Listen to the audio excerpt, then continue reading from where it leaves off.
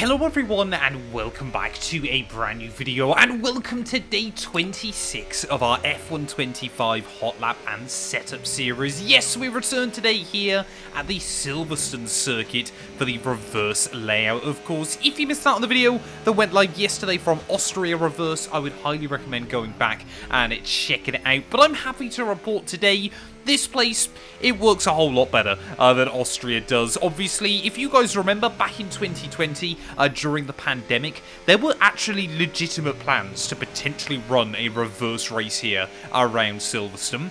I think that's probably what gave EA the idea to chuck it inside the game as well. But yeah, Silverstone, of course, obviously a lot of different layouts around this venue that are used IRL as well.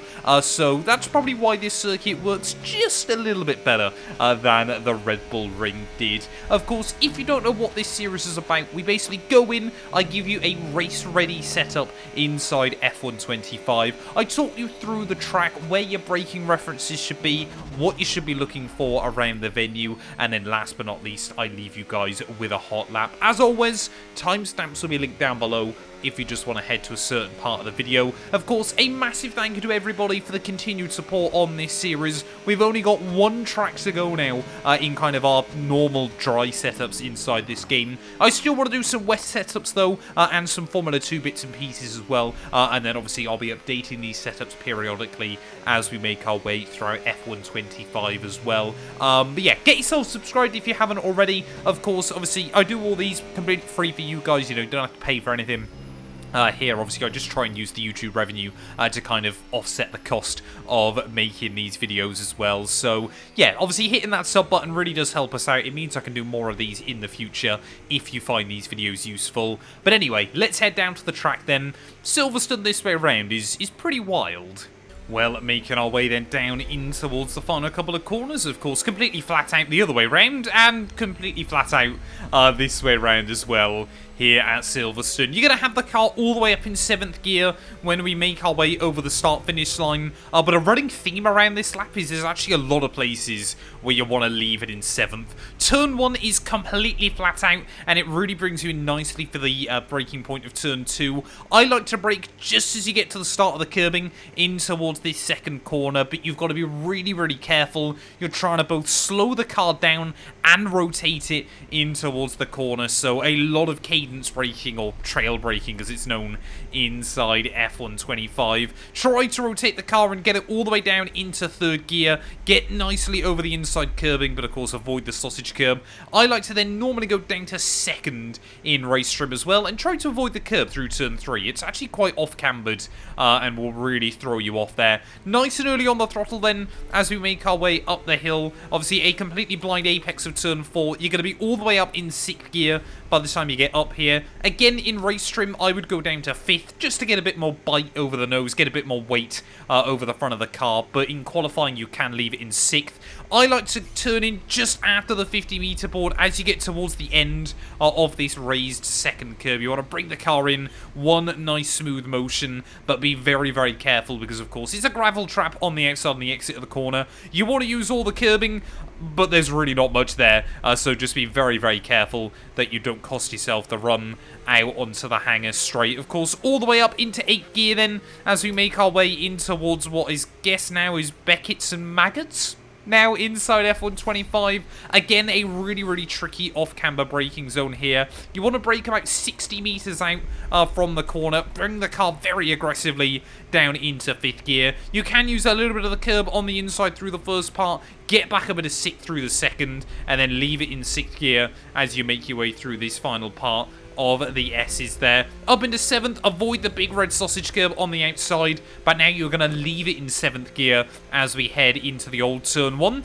Or I guess on this lap, the old last corner of the venue. Completely flat out though, keep it pinned, make sure you nail the apex on the entry there, use that curbing on the exit, and of course now we've got the alternate DRS zone around this lap. So don't forget that's there, because you don't have one up the Wellington straight. All the way up into 8th gear, though, you want to be eyeing up the 100-meter board on the outside as we make our way in towards the left field. Use the curbing, bring the car all the way down to 3rd gear, but slowly rotate the car in. Don't worry about meeting the apex early on. You want to try and go for a late apex through the exit of the corner, but really hug the left-hand side of the venue. Leave it in 3rd gear as you flick it in, and then just as you get to these orange curbs, that's when you upshift to 4th. The corner does get kind of more wide open on the exit, but not as wide open as you think. So you've got to be really careful as we make our way out onto the Wellington straight. Of course, no DRS this way round. You're going to be all the way up in 7th gear as we head into the loop. It is flat out in qualifying trim. It's barely flat out in race trim, so be very careful. Braking at about 85 meters out in towards the loop then, like I said, from 7th gear. Avoid that curbing on the outside as the best of your abilities. Bring it all the way down to 2nd gear. Make sure you've got the car slowed down, and then you've got to be super careful. This traction zone is brutal. A quick blip of the throttle before you then back on the anchors once more. Rotate the car through. I like to short shift up to 3rd on the exit. Carry the speed. It really does open up quite nicely off of the corner as well then, and back round towards the start finish line. Of course, completely flat out through these final couple of corners. Just be careful that you don't get done for track limits then. And there we go. That is going to be a lap of the Silverstone circuit in reverse here on F125.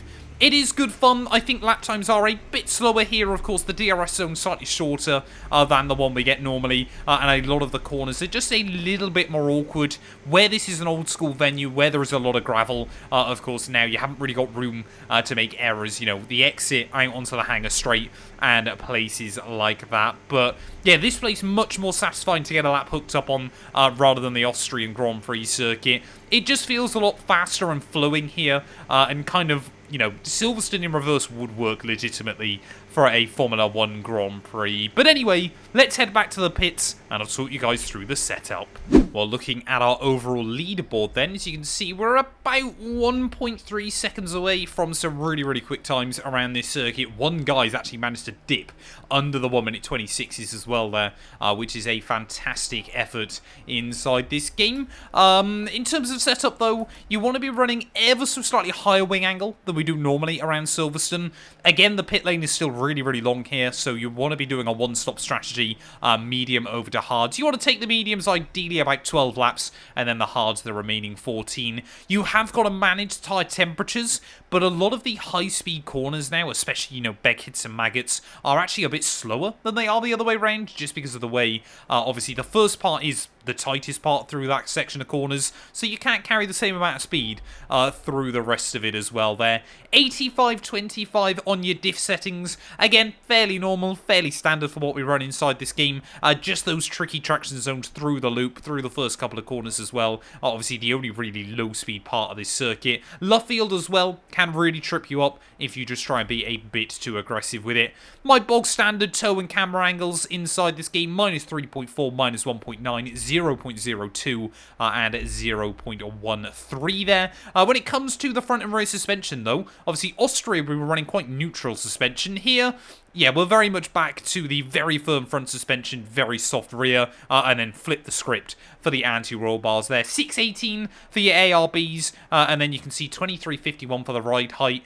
I like to run it just a little bit higher around this circuit. Although the curbs aren't as bad as Austria, it is quite bumpy here at Silverstone, so you have got to be very careful of that as well. In terms of your brake pressure and bias, again, I'm running an ever so slightly lower brake pressure than I would normally, but the normal bias settings that I run inside this game, it just kind of means it's a little bit more forgiving. You're not going to lock up, because obviously a lot of the braking zones now, the exits of corners have gravel traps. You don't want to be kind of running deep into a corner because you just cannot gather up the throttle on the exit as well. 27 PSI at the front, 22.3 PSI at the rear. Again, this circuit can be quite tricky for tyre management, so if you're still struggling with it, run those rear tyre pressures a bit higher. You can up these to like 23.5 if you're really struggling inside this game. But there we are then. That is going to be Silverstone Reverse inside F125. Of course, the last video we've got to do is going to be at the Dutch Grand Prix at Zandvoort, hopefully tomorrow. Make sure you get yourself subscribed. A massive thank you to all of you for the continued support. And I'm going to leave you guys with a hot lap.